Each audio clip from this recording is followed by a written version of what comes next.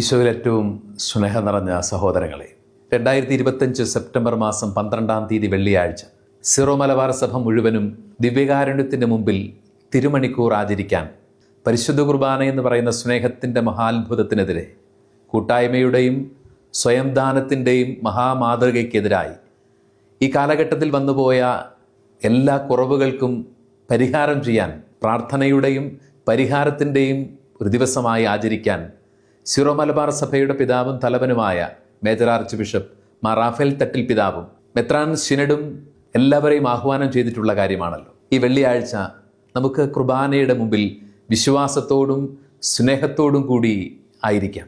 ക്രിസ്തീയ ജീവിതത്തിൻ്റെ മകുടവും ഉറവിടവുമാണ് ദിവ്യകാരുണ്യമെന്നാണ് രണ്ടാം വത്തിക്കാൻ കൗൺസിൽ പറയുന്നത്. ജീവിതത്തിൻ്റെ എല്ലാ ഊർജവും കുർബാനയിൽ നിന്ന്, ബലിപീഠത്തിൽ നിന്നാണ് ഒരു ക്രൈസ്തവൻ സ്വീകരിക്കുന്നത്.